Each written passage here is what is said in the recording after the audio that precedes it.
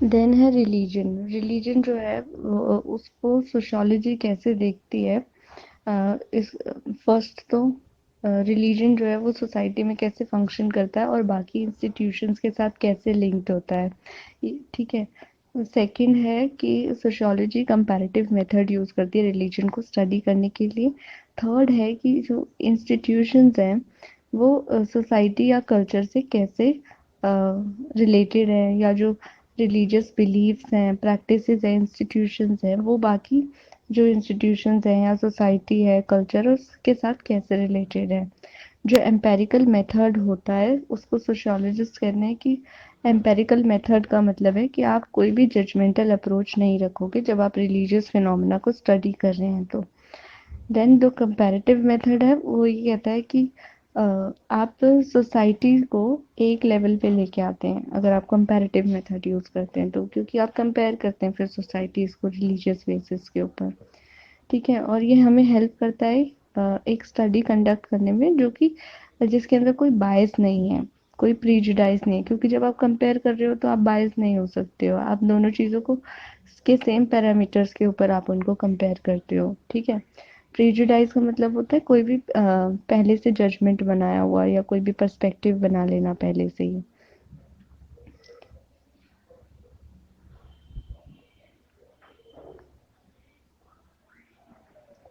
अब रिलीजन जो है वो हर सोसाइटी में एग्जिस्ट करता है, सारी सोसाइटीज़ में रिलीजन होता है, सब लोग इसको डिफरेंटली प्रैक्टिस करते हैं एंड ये कल्चर टू कल्चर वेरी भी करता है। देन कुछ कैरेक्टरिस्टिक्स हैं जो हर रिलीजन में हमें देखने को मिल सकते हैं, जैसे कि कुछ सेट ऑफ सिंबल्स हैं। ठीक है। कुछ फीलिंग्स हैं जो वो प्रमोट करते हैं। सेकंड है कि कुछ रिचुअल्स या सेरेमनी वो परफॉर्म करते हैं। देन थर्ड है कि एक कम्युनिटी ऑफ बिलीवर्स है जो उनमें उस पर्टिकुलर रिलीजन में बिलीव करते हैं। ठीक है। जो रिचुअल्स हो गए, उन रिचुअल्स में आ सकता है कि आप प्रे करते हैं या फिर सिंगिंग आ सकती है, या किसी एक डिफरेंट काइंड का फूड खाना या कुछ डेज पे फास्ट करना। ये जो रिलीजियस सिंबल्स हैं ये जो है जो डेली लाइफ में हमारे जो सिंबल्स हैं उनसे बहुत डिफरेंट होते हैं। जैसे कि अगर हम दिया जलाते हैं या पूजा के टाइम पे कैंडल जलाते हैं। ठीक है। तो अगर कोई कहे कि हम ये इसलिए कर रहे हैं कि रोशनी होगी इससे या कुछ, तो रोशनी के लिए लोग डेली लाइट्स यूज़ करते हैं। ठीक है। तो लाइट को टर्न ऑफ कर ऑन ऑफ कर सकते हैं। तो वो हमारे डेली लाइफ की चीज़ें हैं। उनसे जो ऑर्डिनरी सिंबल्स हैं उनसे ये काफ़ी डिफरेंट होते हैं और ये क्लियरली विजिबल होता है कि ये आपका रिलीजियस सिंबल है। ठीक है। कि अगर आप डेली दिया जला रहे हो या पूजा करने के लिए आप बाहर जा रहे हो। ठीक है। तो रिलीजियस रिचुअल्स जो होते हैं ऑर्डिनरी या एवरीडे लाइफ से डिफरेंट होते हैं। और कुछ रेगुलर सेरेमनीज होती हैं जैसे कि चर्चेस, मॉस्क या टेम्पल्स में जाना। ठीक है। तो वो रिलीजियस लोग फॉलो करते हैं उसको। और रिलीजन जो है वो सेक्रेड होता है, इसको बहुत सेक्रेड समझा जाता है एंड इसको सुपर नेचुरल चीज़ों के साथ अटैच करके भी देखा जाता है। इसको सेक्रेड कैसे समझा जाता है कि आप अगर मंदिर जा रहे हैं तो अपने हेड को कवर करेंगे, या मंदिर जाने से पहले आप शूज़ बाहर निकाल देंगे। ठीक है। इस तरीके की चीज़ें करेंगे। या मंदिर जा रहे हैं तो एक पर्टिकुलर टाइप के कपड़े पहनेंगे। बहुत सारे रिलीजन्स में कलर्स का भी वो होता है कि ये कलर आप पहनेंगे। ठीक है। तो इस तरीके की चीज़ें होती हैं। आप जब आप किसी रिलीजन को फॉलो करते हैं तो इस तरह के रिचुअल्स सेरेमनीज में बिलीव करते हैं। ठीक है। देन कुछ सोशियोलॉजिस्ट हैं जो रिलीजन को स्टडी करते हैं, उनमें एक इम्पॉर्टेंट सोशियोलॉजिस्ट है एमिल डर्कहीम। डर्कहीम क्या सोचते हैं कि ये जो रिलीजन है ना ये सेक्रेड है। ठीक है। और ये हर सोसाइटी में प्रेजेंट होता है। ठीक है। और इसको वो सुपर नेचुरल चीज़ों के साथ एसोसिएट करके देखते हैं। तो वो कहते हैं कि जो इवन एक ट्री या टेम्पल है ना, ये जो चीज़ें हैं ये सब चीज़ें इनके पीछे एक सुपर नेचुरल फोर्स है जो एक्ट कर रही है। ठीक है। तो ये दखिम है जो ऐसे सोचते हैं। उसके अलावा जो बुद्धिज्म वगैरह जो भी रिलीजन्स रहे हैं वो सब क्या है, उनमें सुपर नेचुरल जैसी कोई कंसेप्ट की बात नहीं की गई है। उनके अंदर क्या है कि पर्सन्स को इम्पोर्टेंस दिया गया है, ठीक है। तो देन उसके बाद देखते हैं कि रिलेशनशिप जो होती है रिलीजन की बाकी सोशल इंस्टीट्यूशंस के साथ कैसे रिलेशनशिप है। तो रिलीजन का एक क्लोज रिलेशनशिप रहा है पावर एंड पॉलिटिक्स के साथ, या फिर एजुकेशन में भी हमें देखने को मिलता है। और भी डिफरेंट इंस्टीट्यूशंस हैं, उन सब में रिलीजन जो है एक स्ट्रॉन्ग या एक इम्पोर्टेंस रखते हुए हमें दिखता है, ठीक है। क्या हुआ, बहुत सारे मूवमेंट्स आए जो सोशल चेंज के लिए थे। अब क्या रिलीजन बहुत कोई एक प्राइवेट बिलीफ नहीं है कि मैं अपने घर पे बैठ के कहूँ कि ठीक है ये मेरा रिलीजन है मैं इसको फॉलो कर रही हूँ, या फिर और इसका बाहर की चीज़ों से कोई लेना देना नहीं है। बट इसका लेना देना है, अगर मैं कोई भी चीज़ रिलीजन प्रैक्टिस कर रही हूँ तो वो अल्टीमेटली कहीं ना कहीं पब्लिक स्फेयर में भी नज़र आएगा। अगर रिलीजन से रिलेटेड कोई डिस्क्रिमिनेशन नज़र आता है तो वो एक पब्लिक इशू भी होता है, और फिर उसके ऊपर बहुत सारे मूवमेंट्स होते हैं। और अगर किसी के राइट्स की बात होती है तो उसके राइट्स के लिए बहुत सारे लोग प्रोटेस्ट करते हैं, ठीक है। तो ये पब्लिक कैरेक्टर में आ जाता है। जो सोसाइटीज़ हैं वो जैसे जैसे मॉडर्नाइज्ड होते जा रही है तो उसमें क्या हो रहा है, रिलीजन जो है वो कम पावरफुल होता जा रहा है। अब रिलीजन की उतनी पावर नहीं है, जैसे जैसे सोसाइटीज़ मॉडर्नाइज हो रही है एजुकेटेड हो रही है तो वो रिलीजन को इतना इम्पोर्टेंस नहीं देते हैं। इसका एक जो मेन आप कह सकते हो जो कॉन्सेप्ट ऑफ सेकुलराइजेशन आया है कि हर हमारी जो कंट्री है वो सेक्युलर है।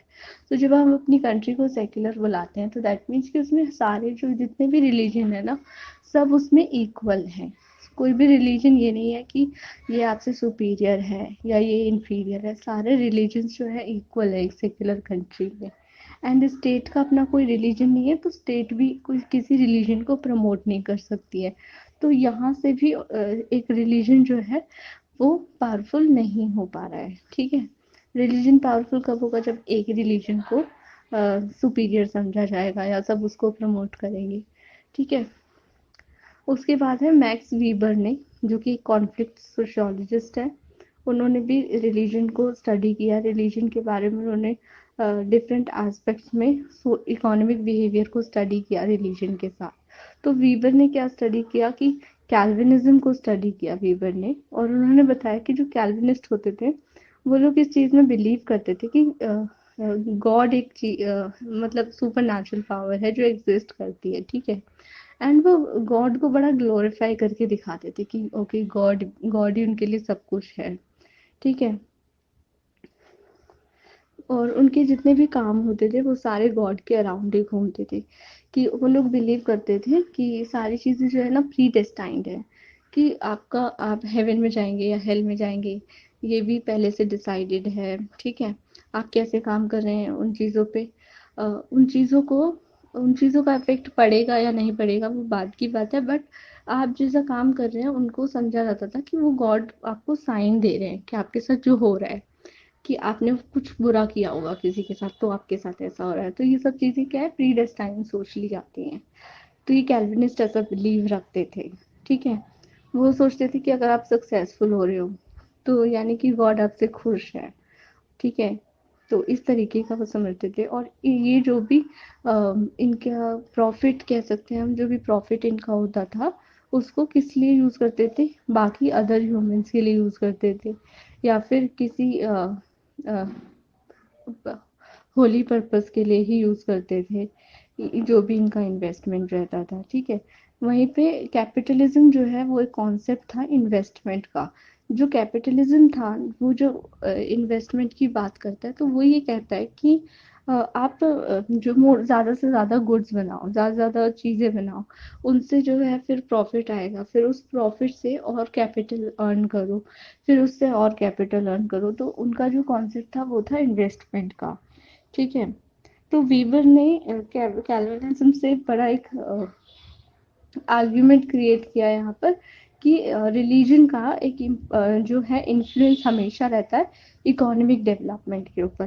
कि रिलीजन आपको जो सिखा रहा है ना, रिलीजन आपसे जो कह रहा है कि आप वही करते हो, ठीक है। अगर रिलीजन कह रहा है कि आप ये कर रहे हो ना तो इससे गॉड खुश होंगे तो आप करो। अगर रिलीजन आपको बोले ना कि आप ये जो पैसे कमा रहे हो ये गलत है, तो आप उस काम को छोड़ देंगे, तो उसका इफेक्ट किसके ऊपर पड़ रहा है? इकोनॉमिक डेवलपमेंट के ऊपर उसका असर पड़ रहा है। ठीक है, तो रिलीजन जो है इकोनॉमी से डायरेक्टली ऐसे रिलेटेड भी है। तो और उन्होंने कहा कि रिलीजन को सेपरेटली नहीं पढ़ा जा सकता, इसको हम बाकी जितने भी अदर इंस्टीट्यूशंस हैं उनके साथ हमेशा इंटरकनेक्ट करके ही समझ सकते हैं या पढ़ सकते हैं। ठीक है, ये जो रिलीजियस नॉर्म्स होते हैं ये कहीं ना कहीं सबको इन्फ्लुएंस करती हैं। ठीक है, हमारी अंडरस्टैंडिंग को इन्फ्लुएंस करती है, हमारे बिलीव्स को इन्फ्लुएंस करती हैं। ठीक है, हमारी जो बिलीव्स क्रिएट होते हैं वो भी इन्हीं से क्रिएट होता है कि हम एक पर्टिकुलर रिलीजन को जब फॉलो करते हैं। ठीक है, एंड इसी तरह सोशोलॉजिस्ट का जो मेन काम होता है वो ये होता है कि वो ये देखें कि जो ट्रेडिशनल सोसाइटीज़ रही हैं या फिर अभी जो मॉडर्न सोसाइटी है उसमें रिलीजन क्या पार्ट प्ले कर रहा है, वो कैसे सेंट्रल है सोशल लाइफ के, कैसे सोशल लाइफ उसके अराउंड है, रिलीजन के अराउंड है। ठीक है, एंड सोसाइटी का जो कल्चर है वो कैसे रिलीजन से रिलेटेड है, रिलीजन सिंबल्स या रिचुअल्स जो हैं वो किस तरीके से सोसाइटी को इफेक्ट कर रहे हैं, ये सारी चीज़ें जो सोशियोलॉजी है वो समझती है। ठीक है, सबके साथ रिलेट करके समझने की कोशिश करते हैं।